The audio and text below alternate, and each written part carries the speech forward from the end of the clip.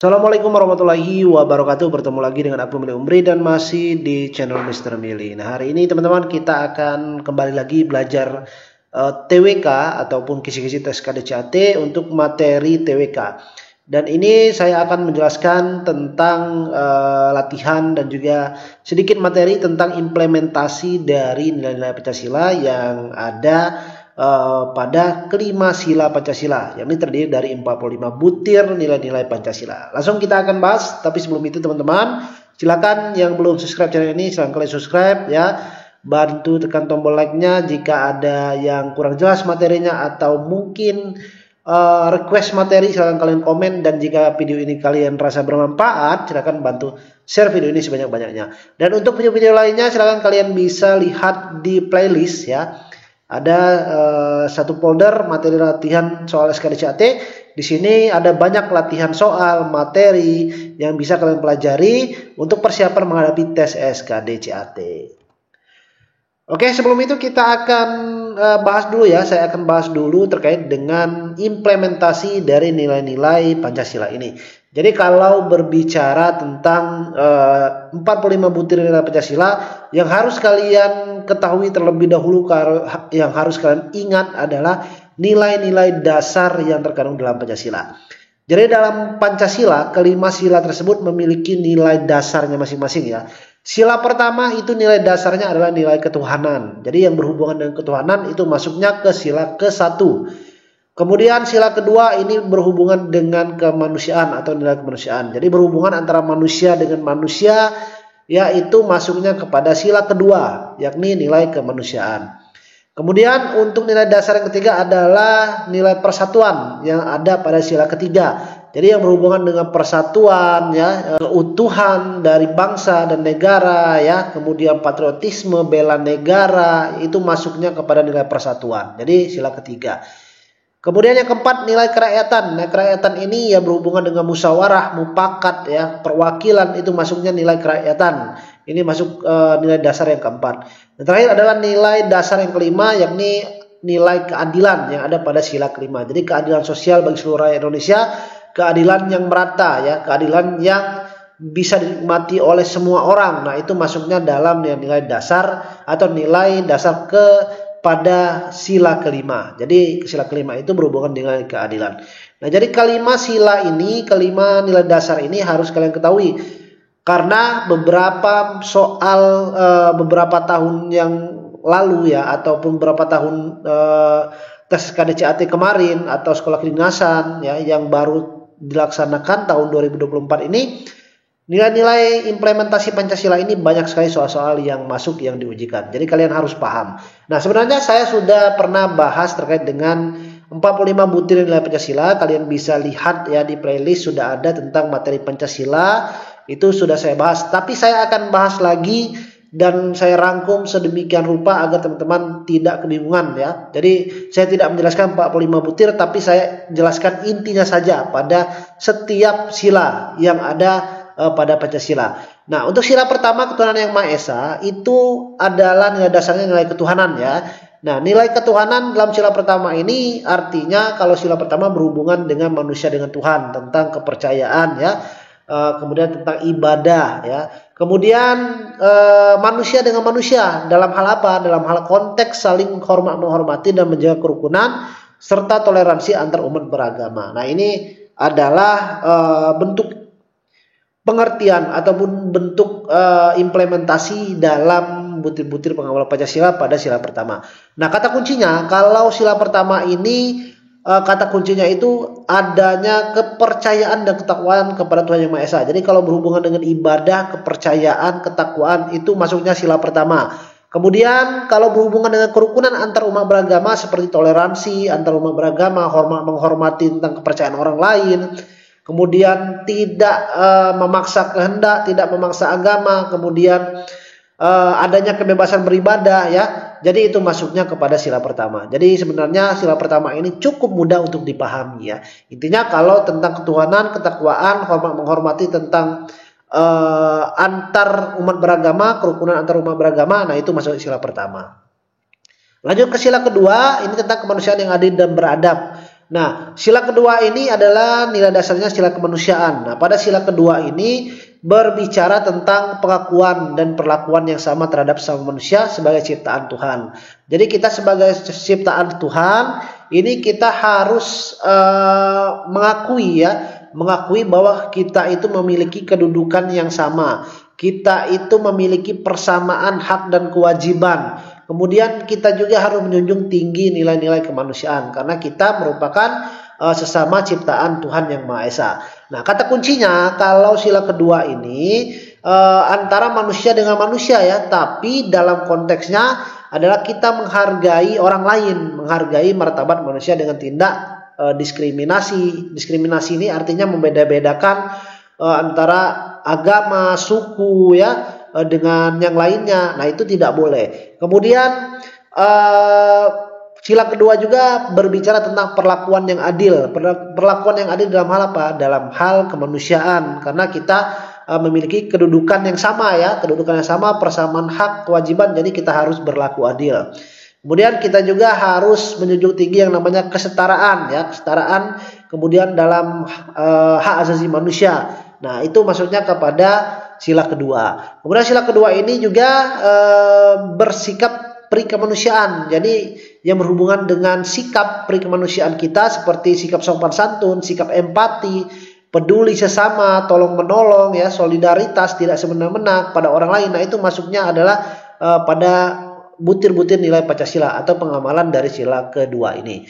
Jadi untuk sila kedua ini berhubungan dengan manusia dan manusia dalam hal persamaan hak dan kewajiban, kemudian dalam hal bersikap perikemanusiaan dengan manusia lainnya ya. Itu adalah implementasi daripada sila kedua ataupun butir-butir pengamalan Pancasila pada sila kedua. Kemudian sila ketiga ini berhubungan dengan persatuan. Jadi kalau sila ketiga ini bicaranya tentang pentingnya persatuan dan kesatuan bangsa di atas segala-galanya dengan menempatkan kepentingan bangsa di atas kepentingan pribadi dan golongan.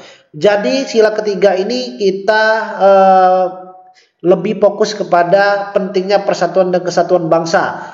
Apapun yang kita miliki ya, apapun kelompok kita, tentunya hal tersebut akan kalah dengan kepentingan bangsa Indonesia. Jadi yang paling pertama itu adalah persatuan dan kesatuan bangsa di atas kepentingan pribadi kita, di atas kepentingan golongan kita. Nah, jadi kata kuncinya dalam sila ketiga ini, kita harus sanggup rela berkorban bagi negara. Kemudian kita juga harus memiliki rasa cinta terhadap tanah air. Kita juga harus memiliki rasa bangga terhadap tanah air. Jadi sila ketiga ini lebih mengedepankan terkait dengan sikap menjaga persatuan dan kesatuan dengan kita sanggup rela berkorban ya demi bangsa, mementingkan bangsa terlebih dahulu di atas kepentingan pribadi atau golongan kita.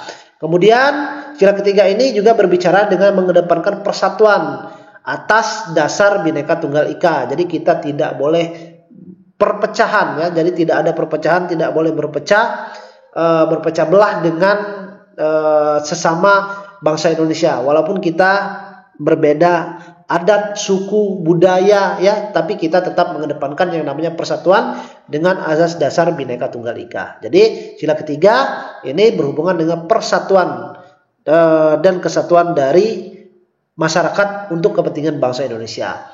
Sila keempat kaitan dipimpin oleh hikmat kebijaksanaan dalam perumusan perwakilan. Ini berbicara tentang kedudukan, hak dan kewajiban yang sama dalam hal apa? Dalam hal menyuarakan pendapat dengan mengedepankan musyawarah mufakat secara bersama-sama.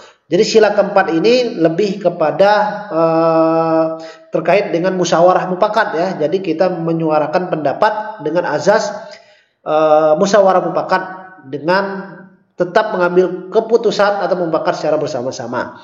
Kata kuncinya adalah setiap orang memiliki kedudukan, hak dan kewajiban yang sama dalam mengambil keputusan dilakukan dengan cara musyawarah. Jadi berhubungan dengan keputusan dilakukan secara musyawarah. Nah, kita memiliki kedudukan yang sama ya, hak yang sama, kewajiban yang sama dalam kita mengambil sebuah keputusan. Kemudian keputusan tersebut tentunya mengutamakan kepentingan bersama ya, bukan kepentingan pribadi atau golongan. Jadi kalau sudah musyawarah hasilnya pun harus mengutamakan kepentingan bersama-sama, bukan kepentingan segelintir orang, bukan kepentingan pribadi kita. Kemudian kita juga pada sila keempat ini memberi kepercayaan kepada wakil-wakil rakyat dalam mengambil keputusan atas nama rakyat. Jadi adanya sistem perwakilan ya, perwakilan di sini. Seperti contohnya DPR ya, DPD. Nah, ini musyawarah mufakatnya kita wakilkan, dan kita apa sebagai masyarakat kita harus memenuhi ya, atau memenuhi hak dan kewajiban kita, yakni dengan melakukan dan ikut dalam pemilihan umum, baik itu pemilihan wakil rakyat ya atau pemilihan presiden. Nah, itu ya. Jadi sila keempat ini berhubungan dengan musyawarah mufakat yang dilakukan secara bersama-sama untuk kepentingan bersama, bukan kepentingan pribadi dan golongan. Nah, ini implementasi daripada sila keempat. Kemudian kalau berbicara tentang sila kelima, keadilan sosial bagi seluruh rakyat Indonesia, sila kelima ini berbicara tentang nilai keadilan. Nah, dalam hal ini nilai keadilannya adalah tentang keadilan untuk banyak orang atau untuk kepentingan bersama, untuk kepentingan umum. Kalau sila kedua tadi, keadilannya itu pengakuan hak ya, secara adil itu secara manusia dan manusia, kita dengan manusia lainnya. Jadi hanya kepada individu dan individu. Tetapi kalau pada sila kelima, kita ya manusia dengan manusia yang banyak. Jadi untuk kepentingan orang lain, halayak banyak. Kemudian untuk kepentingan bersama, untuk kepentingan umum. Adilnya dalam konteks manusia dengan orang yang banyak. Jadi kata kuncinya pada sila kelima ini, keadilan sosial untuk keadilan bersama serta terwujudnya pemerataan. Jadi harus merata ya. Harus merata demi terwujudnya keadilan sosial tadi. Kemudian mengedepankan sikap kekeluargaan, kebersamaan, gotong royong, serta kerjasama demi kemajuan bersama. Jadi tetap adanya unsur kebersamaan. Kemudian kata kunci berikutnya pada sila kelima ini, tidak boros, tidak mengganggu kepentingan umum, menghargai karya orang lain yang memiliki nilai bagi kemajuan bersama. Nah, tidak boros ini dalam artian apa? Tidak boros berarti kita tidak berlebih-lebihan, karena sesuatu yang berlebih-lebihan akan mengganggu yang namanya kepentingan umum. Contohnya kalau kita menggunakan berlebih-lebihan dalam membeli sesuatu yang memang hal tersebut langka, atau misalnya pas zaman Covid kemarin itu banyak kebutuhan pokok yang langka dan kita membeli karena kepanikan, membeli dengan sebanyak-banyaknya, kemudian tidak kepake akhirnya, dan itu kan akan menimbulkan yang namanya ketidakadilan, ketidakmerataan. Dan ruginya untuk siapa? Bukan untuk satu manusia, tetapi untuk banyak orang, karena hal tersebut merupakan kepentingan umum, kepentingan bersama. Jadi itu yang maksud dengan tidak boros. Jadi tidak boros ini masuknya dalam pengamalan daripada bukti-bukti pengamalan Pancasila sila kelima. Jadi itu ya, kelima sila tersebut kalian harus ingat. Sila pertama itu berbicara tentang ketuhanan, kedua kemanusiaan, sila ketiga persatuan, sila keempat tentang kerakyatan, perwakilan ya, di sana musyawarah mufakat. Sila kelima itu berbicara tentang keadilan, keadilan untuk bersama, keadilan untuk orang yang banyak, keadilan untuk kepentingan umum, dengan harapan adanya keadilan dan terwujudnya pemerataan bagi halayak banyak. Nah, itu ya kata kuncinya di sana. Jadi silakan kalian pelajari. Lebih baik, lebih bagusnya kalau kalian bisa hafal 45 butir Pancasila ya, 45 butir Pancasila. Nah, ini lebih baik kalau misalnya kalian pengen dihafal. Tapi kalau memang kalian tidak hafal ya, kalian susah untuk menghafalnya, silakan kalian bisa pahami apa yang sudah saya jelaskan tadi, ambil kata kuncinya saja ya. Seperti contohnya sila pertama itu berbicara tentang yang namanya ketuhanan. Jadi ketakwaan, kepercayaan ya. Kemudian hormat menghormati antar pemeluk agama, nah itu masuknya pada sila pertama. Oke, paham ya untuk ini? Silakan kalian pelajari, kalian telaah. Kalau memang kurang jelas, kalian bisa cari referensi lainnya, atau kalian bisa tonton ulang video ini agar teman-teman bisa sejelas-jelasnya. Nah, sebelum kita lanjut ke latihan, seperti biasa saya akan bahas satu PR yang sudah saya berikan di video sebelumnya. Untuk teman-teman yang mungkin belum kalian tonton video yang sebelumnya, silahkan kalian tonton ya. Nah, ini ada soal ya tentang ini bukan deret ya, tapi lebih kepada soal analitis. Nah, soal analitis ya, masih TIU. Kita baca dulu untuk soalnya. Terdapat 5 orang siswa yang selesai mengerjakan soal ujian. Oke.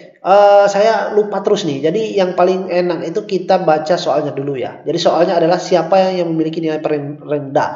Artinya ada nilai tertinggi, ada nilai paling rendah. Yang ditanya adalah nilai paling rendah. Jadi terdapat 5 orang siswa selesai mengerjakan soal ujian dengan nilai akhir yang bervariasi. Yuni mendapatkan nilai lebih tinggi daripada Budi. Nah, jadi kalau ada nilai terendah, nilai tertinggi, ya kita buat aja seperti ini ya. Seolah-olah kita buat urutannya. Nah, langsung kita coret-coret, langsung kita implementasikan. Jadi ini misalnya nilai tinggi ya, ini misalnya nilai rendah. Oke ya. Nah, kemudian kita sambil analisis. Yuni mendapatkan nilai lebih tinggi daripada Budi. Berarti Yuni di sini ya dapat nilai lebih tinggi daripada Budi. Berarti Budi ini di bawah Yuni nilainya, dan nilai yang lebih rendah daripada Ayu. Berarti Ayu lebih tinggi nilainya daripada Yuni. Dani mendapatkan nilai lebih rendah daripada Yuni. Nah, Yuni ya berarti di sini Dani. Oke. Kemudian tapi lebih tinggi daripada Budi. Oke. Berarti Dani ini lebih tinggi daripada Budi. Berarti Budi di bawah ya. Sementara itu Maya memiliki nilai yang lebih tinggi daripada Budi. Maya lebih tinggi daripada Budi dan Dani. Berarti Mayanya di sini ya. Oke, Maya di sini. Jadi Mayanya ini di sini ya posisinya. Nah, siap dari kelima siswa siapa yang memiliki nilai paling rendah? Oke, kita lihat aja tinggal. Berarti nilai paling rendah adalah Budi. Oke, paham ya? Jadi cara menjawabnya soal analitis ini baca soalnya, kemudian langsung kita coret-coret sambil kita baca, langsung kita implementasikan ya dengan mau kita buat seperti ini ya, nilai terendah tertingginya mau garis seperti ini nggak apa-apa. Semua boleh. Yang penting hasilnya tetap sama.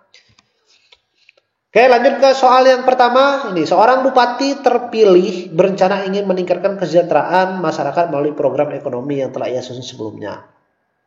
Untuk mencapai hal tersebut, ia melakukan kolaborasi dengan perusahaan lokal, warga setempat, serta dengan wakil rakyat yang juga baru saja terpilih. Tindakan ini mencerminkan pengemalan dari sila keberapa? Oke, sila keberapa kira-kira? Kata kuncinya di mana di sini? Kata kuncinya adalah kolaborasi. Artinya kalau kolaborasi ini bersama-sama, ya bersama-sama. Dengan siapa? Dengan perusahaan lokal, dengan warga setempat, dengan serta wakil rakyat. Artinya ada banyak unsur. Kalau ada banyak unsur berkolaborasi, berarti adanya di sana adanya musyawarah. Nah, jadi kalau adanya musyawarah berarti sudah jelas ini masuknya ke dalam pengemalan daripada sila keempat, musyawarah mufakat. Artinya demi suksesnya program ekonomi ini, jadi harus adanya musyawarah, harus adanya kolaborasi. Jadi soal yang keempat adalah D ya jawabannya. Nah, narasi di atas mencerminkan nilai yang terkandung dalam sila keempat, yaitu musyawarah mufakat dalam mencapai kepentingan bersama serta mewujudkan tujuan nasional. Ya, oke, paham ya? Jadi cukup mudah kok. Ya, yang penting kalian tahu kata kuncinya dan tahu nilai dasarnya. Jadi kalau sudah tahu nilai dasarnya gampang kok ya jawab soal yang seperti ini. Lanjut ke soal yang kedua, pemerintah membuat kebijakan bantuan sosial bagi warga negara Indonesia. Kebijakan bantuan sosial bagi warga negara Indonesia yang bukan manfaat. Ini ya, yang bukan manfaat dari adanya program ini sesuai implementasi sila kelima. Nah, ini maksudnya sila kelima ya. Adalah kata kuncinya di mana? Bantuan sosial. Oke, ini ya, bantuan sosial. Berarti bantuan sosial ini untuk rakyat. Oke, untuk rakyat ya. Jadi diberikan kepada rakyat. Yang bukan manfaat dari adanya program ini. Mengurangi beban kehidupan dari masyarakat. Apakah ini bukan? Saya rasa ini jawabannya benar ya. Karena kenapa? Karena dengan adanya bantuan sosial ya tentunya mengurangi beban kehidupan dari masyarakat. Masyarakat juga yang mungkin kesusahan membeli sembako ya, dengan adanya bantuan sosial artinya mengurangi beban kehidupan mereka. Menyadarkan masyarakat agar tidak ketergantungan dengan orang lain. Nah, ini cukup rancu ya jawabannya. Karena kenapa? Kita ini kan makhluk sosial. Jadi kita pasti butuh yang namanya orang lain juga dalam kehidupan kita. Nah, jadi ini konteksnya kurang tepat. Tapi kita save dulu. Apakah jawaban ini, untuk sementara jawaban ini salah ya. Tapi kita lihat ada nggak jawaban yang mungkin lebih salah lagi nih. Meningkatkan taraf hidup penerimaan bantuan sosial. Meningkatkan taraf hidup. Berarti meningkatkan harapan hidup. Ya, harapan hidup dari penerimaan bantuan sosial. Nah, ini masuk ya kepada manfaat dari bantuan sosial. Ini benar jawabannya. Karena dengan adanya bantuan sosial yang tadinya mungkin tidak makan ya, dengan adanya bantuan sosial ya bisa melanjutkan kehidupan, meningkatkan taraf hidup. Oke, ini masuk. Kemudian memastikan setiap warga negara mendapatkan bantuan sesuai dengan apa yang mereka butuhkan. Ini juga masuk. Karena kenapa? Bantuan sosial itu banyak jenisnya dan juga setiap warga negara itu mereka memiliki kebutuhan masing-masing. Jadi setiap masyarakat itu tentunya mendapatkan bantuan sosial sesuai dengan apa yang mereka butuhkan. Ini juga masuk. Yang kelima jawabannya adalah menjamin serta memenuhi kebutuhan dasar masyarakat.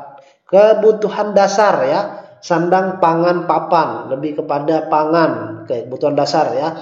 Jadi ini masuk jawabannya. Jadi jawaban yang kurang tepat adalah jawaban yang B ya. Nah, karena manusia adalah makhluk sosial seperti sudah saya jelaskan tadi, maka dari itu manusia pasti membutuhkan timbal balik dengan manusia lainnya. Jadi ini jawaban yang kurang tepat. Jadi bukan manfaat dari bantuan sosial.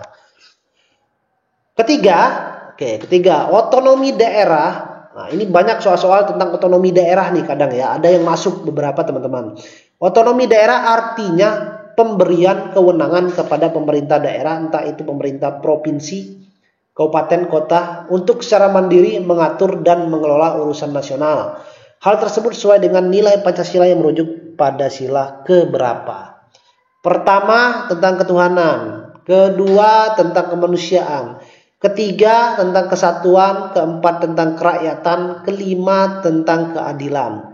Kita pahami dulu apa itu otonomi daerah. Nah, jawabannya E ya. Kelima, otonomi daerah artinya pemerintah daerah memiliki hak dan kewajiban untuk membuat keputusan yang berkaitan dengan kepentingan lokal. Contohnya adanya peraturan daerah. Nah, dengan tujuan utama untuk memberikan suatu keadilan yang merata bagi masyarakat di daerah tersebut. Nah, jadi sudah jelas ya, otonomi daerah itu artinya pemerintah daerah itu memiliki kewenangan tersendiri yang diberikan oleh pemerintah pusat untuk mengelola urusan daerahnya masing-masing. Tujuannya apa? Tujuannya agar mempermudah tercapainya pemerataan, agar mempermudah tercapainya keadilan bagi masyarakat di daerah tersebut.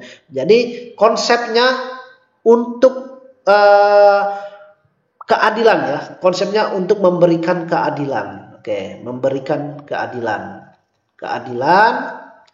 dan pemerataan. Nah, pemerataan bagi masyarakat. Nah, jadi itu tujuan ya dari adanya otonomi daerah ini. Jadi tujuan daripada otonomi daerah ini adalah untuk memberikan keadilan dan juga pemerataan bagi masyarakat di daerah tersebut. Jadi jawaban yang tepat adalah jawaban yang E.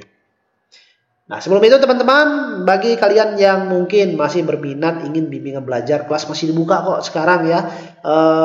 Ada kelas intensif sudah saya buka untuk pendaftaran. Silakan DM ke Instagram saya Willy Umri atau bisa klik link yang ada di deskripsi video ini. Atau bagi teman-teman yang mungkin ingin mengasah kemampuan, memperbanyak soal ya, latihan, kalian bisa ikuti tryout, cuma bayar 15.000 kok, nggak terlalu mahal ya. 15.000 udah dapat paket tryout, sudah sesuai kisi-kisi, pengerjaannya sudah sesuai dengan seperti tes SKDCAT yang sebenarnya. Dan tentu ada pembahasan lengkap yang bisa teman-teman download, bisa teman-teman pelajari.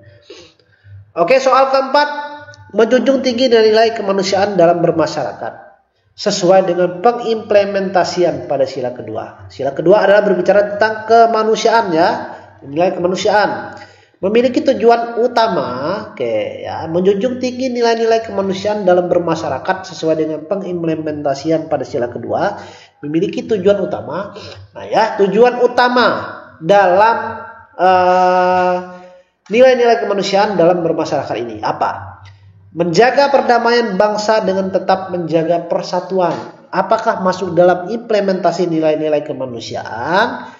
Ini lebih pasnya masuk kepada pengamalan sila ketiga ya, Persatuan Indonesia, karena menjaga perdamaian dengan menjaga persatuan. Oke. Menciptakan masyarakat yang gemar melakukan kegiatan gotong royong demi kemajuan bersama. Ingat, kemajuan bersama, walaupun gotong royong membantu manusia lainnya, tapi demi kemajuan bersama. Ini masuknya implementasi daripada sila kelima. Menciptakan lingkungan yang harmonis tanpa adanya tindakan diskriminasi, tindakan yang membeda-bedakan manusia lainnya, ya, tidak membedakan agama, suku, ras, budaya, ya, ada istiadatnya, ya. Jadi tetap menjaga lingkungan yang harmonis. Nah, ini masuk ke dalam sila kedua ya. Ini jawabannya tepat yang ini, yang C ini. Tapi kita lihat jawaban yang lainnya. Oke, kita save dulu jawaban yang ini. Ya. Memastikan kerukunan antar umat beragama. Oke, kalau berhubungan dengan agama itu ya udah pasti masuk implementasi sila ke-1. Meningkatkan kesadaran ini ya, kebalik ya. Kesadaran untuk selalu mengedepankan musyawarah. Oh, udah, ini ada kata musyawarah, nggak usah kita habiskan waktu. Jadi masuk pada sila keempat. Jadi sila kedua yang tepat adalah sila ataupun jawaban yang C.